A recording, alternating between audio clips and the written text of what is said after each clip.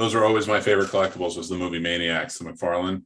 Oof. Yeah, he did a great job with those. he did. He needs to go back to doing that. I don't know if did he still do those. I don't think so. Right? He has his own line, but he doesn't really get into different movie characters.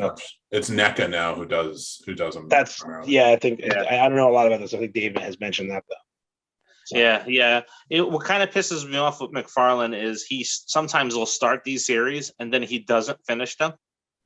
So that's what really got me, because I have a cabinet here of Walking Dead stuff, and every season he would come out with these great collector sets, and I have every single one, and then he stopped. It's like, what are you doing? I have every single season and this awesome layout that you did. Now when are you coming back to it? It's like, we put it on hold for now. So I was like, oh my God. I always wanted his version of Spider-Man as not a statue, but like a figure. Mm-hmm. Like a true, like McFarlane put out figure. Not just his name on it. Yeah.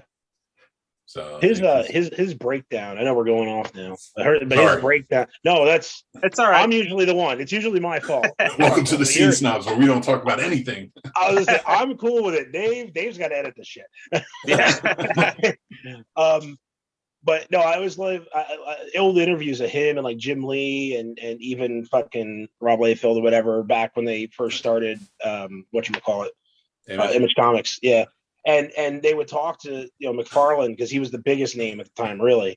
And they talked to him about like how the anatomy of his comic characters doesn't make any sense. Like Spider-Man doesn't bend that way, and legs don't end where they should, and stuff like that. And he's like, it's a fucking comic book. Who cares? Like that was his attitude. You know what I mean? So, but his poses were awesome. They all those guys at the end. Even the only one.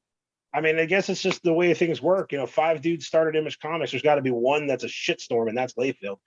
Just because the guy can't draw feet, and apparently Captain America's got tits. But I could not take those.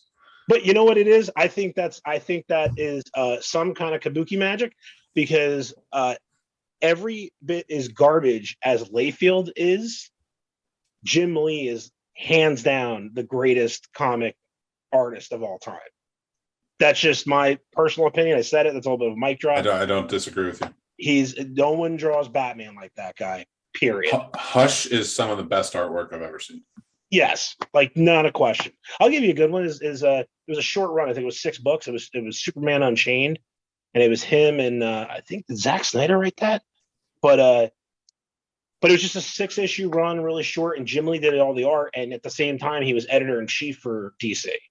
So like what it was supposed to be a quick 6 months, it ended up extended to like 13 or 14 months or something like that, because he just got caught up in shit. So like issue 6 took like 7 months to come out. But the artwork in that is amazing. Yeah. It's just so pristine. It's just perfect. And he made X-Men famous with their look. Right. He did do that.